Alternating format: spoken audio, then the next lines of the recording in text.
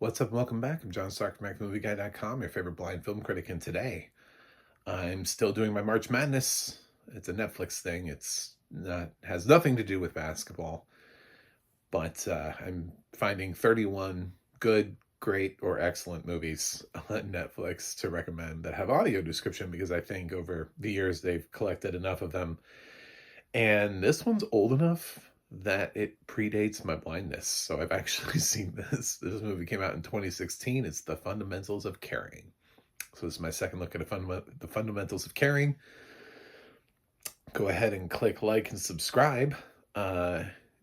Because I'm a blind film critic, I talk largely about audio description and accessibility in a time in which DEI is being used as the villain to the story, and a lot of DEI initiatives are being attacked, and those are generally the people who are most in tune with providing accessibility and expanding inclusivity for people like me, which would be audio description and accessibility.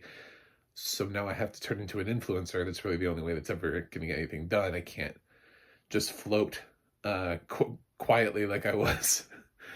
So thanks for joining, and let's run back in the building and put out the fire of DEI. Is the fundamentals of caring is wow, what an interesting perspective change that I've had on this movie. And I actually think this might be the third time I've seen it. I think I might have seen this movie twice already. I felt like I knew more of the movie than I already had, which generally gives me a vibe that, oh, I've seen this before, maybe more than once. But it's Paul Rudd, Selena Gomez, and a young actor who's not disabled, Craig Roberts.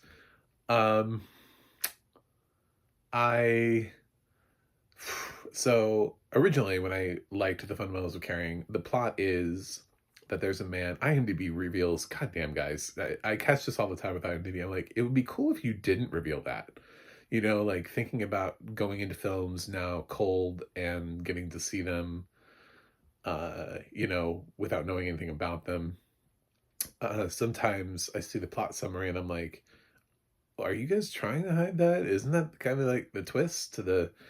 Anyway, so Paul Rudd is a man that we're introduced to at the top of the film who's taking these caregiving classes. We don't really know anything about him. And he ends up getting, he goes out for his first job, and he meets the mother of this 18-year-old, played by Craig Roberts, Trevor, he suffers from DMD. I'm not going to get the first D right. Muscular dystrophy. Dimuscular. I'm sorry. I apologize. DMD is the short version for it. And he has specific care needs as a result of that. And the mother is initially resistant to hire him because he's new, but Trevor kind of puts him through the ringer a little bit and then says, he's the one, whatever. And Trevor has sort of like an interesting approach to life. He can be a bit of an asshole at times, most of the time. Likes to play gags, and he has weird like wishes and dreams and hopes and things that he wants to see and goals. And the film has some interesting twists along the way. They end up going on a road trip, which is where they find Selena Gomez, who plays Dot, who is sort of out on her own, just kind of hitching a ride with them. And she plays sort of an integral part in their role. They end up picking up another girl later on, but she's not in that much of the movie. So it ends up being this like quirky group of four. But really, Trevor ends up sort of having feelings for Dot, and it's like the first time he's really ever talked to a girl or met a girl and whatever. Because part of his thing is that he doesn't really leave his house Like, he doesn't like his routine change. His mom is very, like, strict about, he does this at this time, this at this time, this at this time, this at if he doesn't do this, then I'll have a panic attack. Like that kind of thing. Trevor doesn't strike me as the kind of person who has a panic attack, but so you don't really see that in the movie ever as being like a thing that he has. So um I don't know that that's true. I don't know if they're just playing her as an overprotective mother or what. But there's something that's interesting with Paul Rudd's character. And at first it's produced, you see that his wife is really trying to get a divorce from him. You're not really sure why. There's some flashbacks, some things that are hinted at, and you can kind of pick up on it. Now, I've seen some people who like are confused as to what happens, and I kind of respect the movie's restraint in showing you what happens because we don't really need it. I remember this movie the first time around, and I kind of thought, like, oh shit, okay, so that's what happened. But apparently, while doing some research again to find out while I was doing my research to find out what Craig Roberts' status was as a disabled individual, which he's not, I found some people who were like confused as to like, so what happens? I don't get what bet with Ben. Like, what happened in his? No, I don't want to spoil it, but there are some flashbacks, and I think you'll be able to pick up on what happened. I do. And if not, he does talk about it throughout the movie. There's definitely a notable scene that he has with Trevor where Trevor says something that's kind of mean to him, and Ben is like, he doesn't know. And then he finds out that Trevor knew, and then it becomes sort of like Ben really comes back at him. So one of the things that I like about the movie is that Ben and Trevor have this back and forth that's realistic, where Ben doesn't treat him like he's like this sad invalid, which is clearly what Trevor doesn't want to be treated as. So if we're talking about any sort of disability representation, there's this weird aloha thing. Ask, listen, observe. I can't remember what the H was, and then A was ask again. Observe something and then ask again was what the caregivers were supposed to do. And Trevor's obviously unique and has his own approach to life and the way that he does things. So he's not necessarily an aloha person. He's not your typical, that's what the movie's giving you, is this, he's not your average, I don't know, run-of-the-mill person. He's supposed to be quirky in his personality.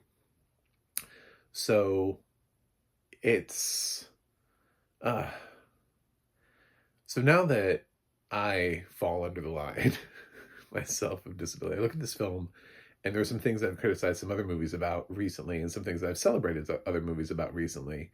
So there's some things that I like about Fundamentals of Caring still, and there are other things that I don't. One of the things that I remember liking about Fundamentals of Caring wasn't necessarily the disability representation on screen, but it was Paul Rudd's character arc. Because of what has happened to him in the past, I found it interesting that to use him as the lead character here, essentially this thing happens to him, and so he decides to give up what he was to become a caregiver. Like, it's like he wants to dedicate his life to helping others from that point on, which is an interesting trajectory when you piece all of his story together. And I thought for Paul Rudd, who rarely ever gets offered roles with dramatic weight to them, I thought it was a very nice role for him, and I thought he did a really great job in the role. And for Selena Gomez, this was sort of in the early part of her career when she started dabbling in drama. She was doing movies like this and Rudderless and like Spring Breakers. So she was starting to get into like getting out of that Disney light, so that maybe one day she could get nominated for Amelia Perez, but she didn't. Whatever. You'll get there eventually. Yeah, she wanted to build up. It's funny, Ariana just kind of walked in and got that nomination for Wicked, and Selena's actually kind of been doing the work to get there. Anyway, so she plays kind of like a sullen angsty teen in this kind of thing. And it was the trio of them, that odd couple trio vibe of that these three people normally wouldn't work together, but they do.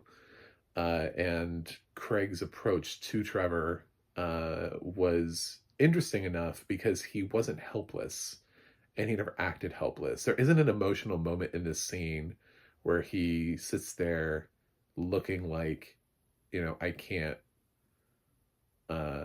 He never has like this sad moment with Ben, with Paul Rudd's character, where he's like, "Oh, I just, I need you to, I can't," like that guy. He the most emotional, weighty moment for him, um, he seems to be able to cope with it on his own. So he's a much stronger character as a person, which makes that interesting. I wish he was played by a disabled actor, though. Like, I wish this character was played by a disabled actor, because in 2024 we got out of my mind with Phoebe Ray Taylor, who is actually disabled, and she played her disability. She was an actress who was cast in a role that and shared, or nearly shares, the same disability as her character. So, and it allowed for that connection and the truth to come through in the performance, instead of it being performative in somebody having to pretend to be disabled and learning that thing. I think for a while there, we were celebrating actors for doing a lot of things that it was because doors were closed to people. Like, because there weren't a whole lot of out actors, straight actors were getting praised for playing gay and getting the, like, wow, the bravery.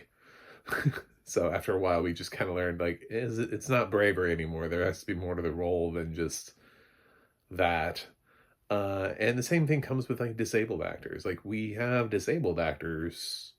What we did with Marlee Matlin, quite, I mean, we celebrated that, and then we just kind of, I don't know, spent a long time dodging it. There was the kid who was on the television show in the 90s, whose name I forget, but you probably know what I'm talking about. There was like a TV drama, and there are people like throughout, but it's very sporadic when you get somebody who's cast and also is disabled. And sort of one of my things about seeing Phoebe Ray Taylor was, I hope I see her again, because I feel like every time I see a disabled actor pop up, like Troy Kotzer, I'm like, where is Troy? He won an Oscar. Where is he? Like, it shouldn't take forever for Troy to find his next project. Projects should come to him. They should figure out how to make a character that they were not initially envisioning as deaf, because Troy is such a great actor that a director goes, wait a minute, I can make this work. I want to work with Troy. Like, that's not that kind of thing. That doesn't happen. So we're still at this weird point with disability and actors, where the actors are coming in and they're taking the roles. And, like, I think it's great that Adam Pearson is in here, but he's also playing to his disability. I want to see Adam Pearson play outside of that. I want to see somebody else cast Adam Pearson in a role just because he's a good actor. I want to see Phoebe Ray Taylor in a film just because she's a good actor. I want to see the actress from All the Light We Cannot See again in something just because she's a good actress. Like, I want to see these people again, but the next step forward is outside of that. It's outside of this little box. But also, we need to have more disabled actors playing disabled roles, which happens. It's happening more and more recently. Netflix did cast a blind actor in You when they introduced a blind character. That did happen. So, I mean, we are doing these things, but we also have plenty of people who are not. Like Charlie Cox as Daredevil. I can understand, like, that role may be hard because of the physicality of it. But this is something that we probably in 2016 could have figured out how to get the right actor into this role who was at least wheelchair bound. Even if they weren't muscular dystrophy, we could have at least found an actor who needed to use a wheelchair for this role. And that didn't happen, which is very.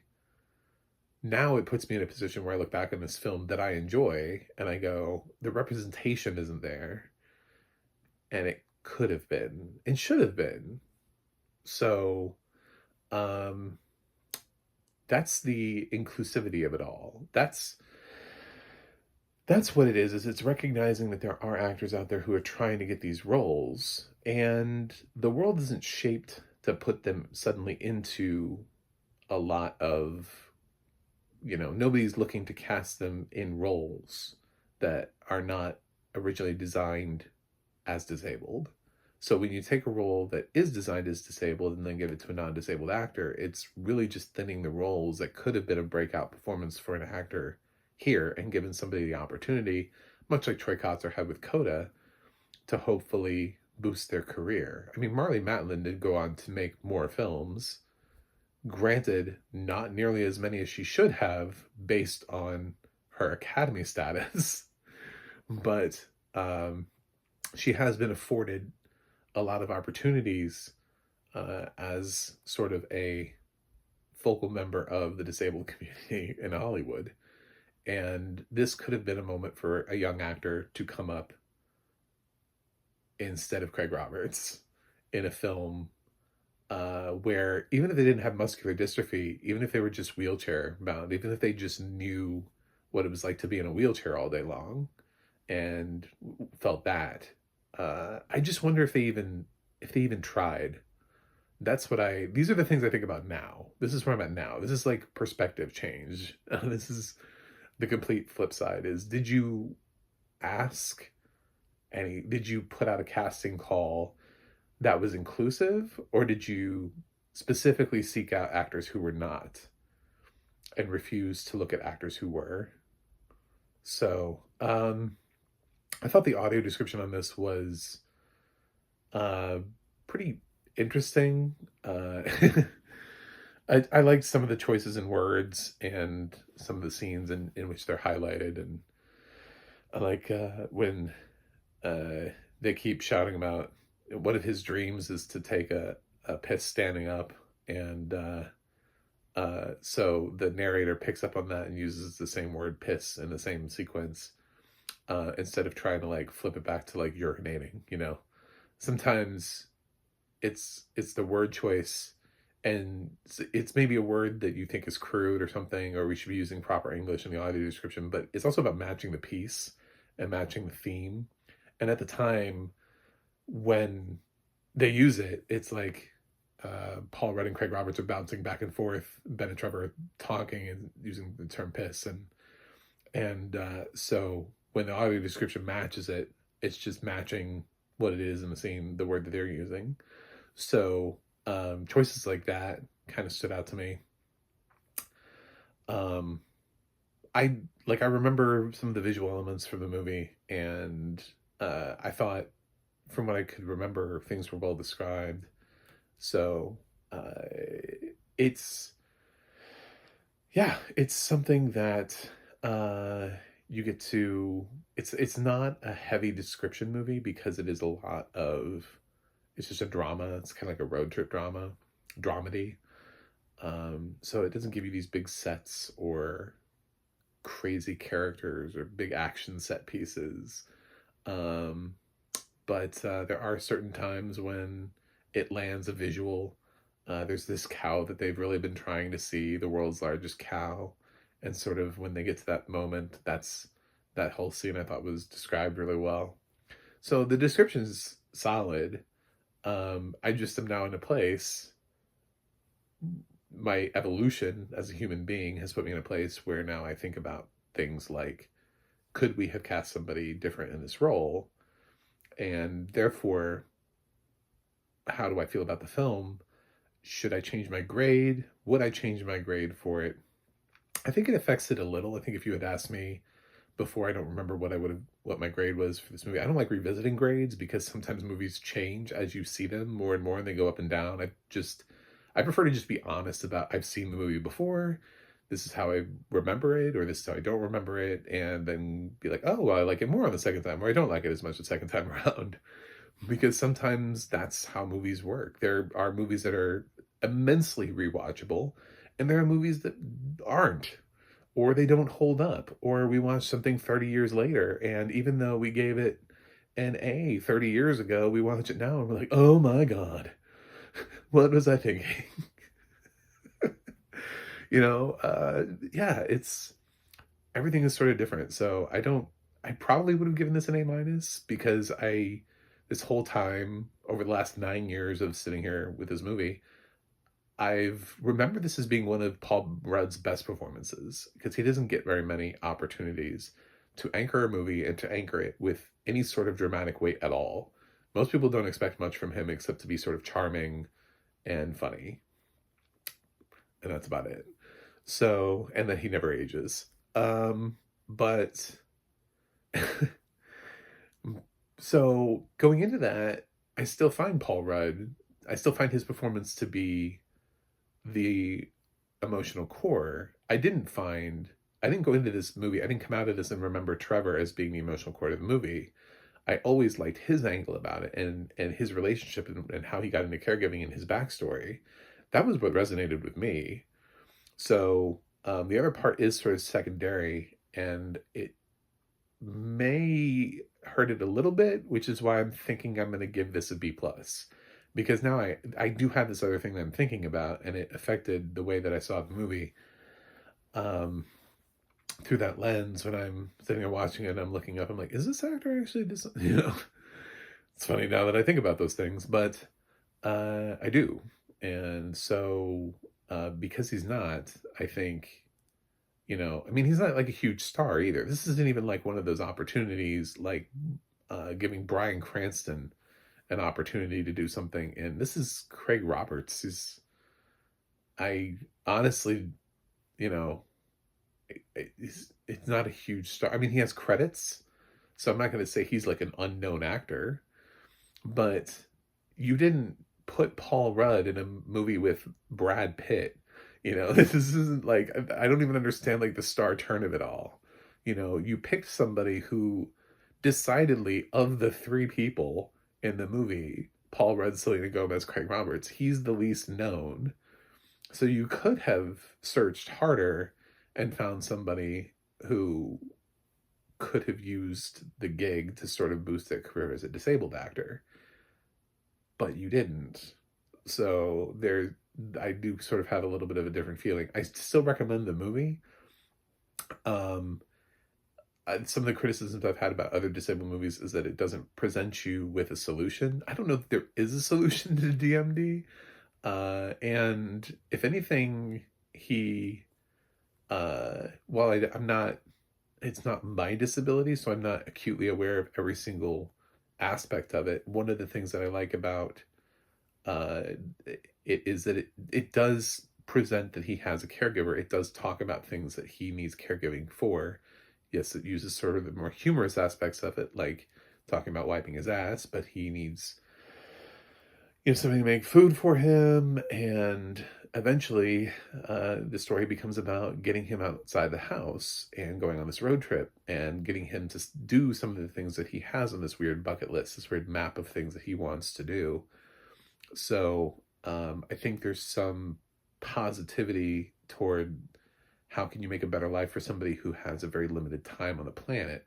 His mom mentions at some point, like at best, where we might have a little 11 or 12 years or something like that still. So we want to make the best that we can.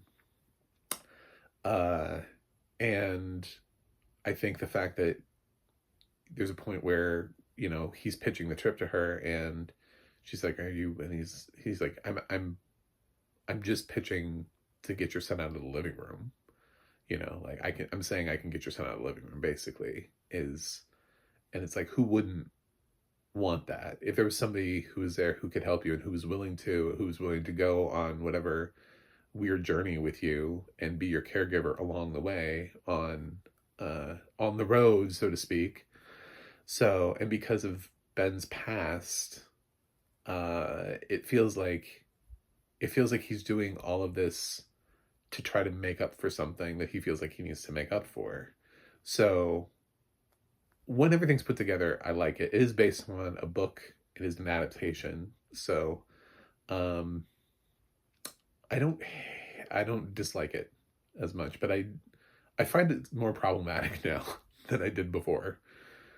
And those are my thoughts on the fundamentals of caring. I'm not a wheelchair user, so again, these are just this disability community is sort of a spectrum in and of itself because each disability has different needs. So I don't speak for everybody in that way in the Lorax. I generally just represent more the blind community with audio description. But um, yeah, so there you go. That's what I got. Thanks for watching. Thanks for subscribing. And remember, inclusivity is not a bad word. It just means to include. And I'll see you guys on the other side.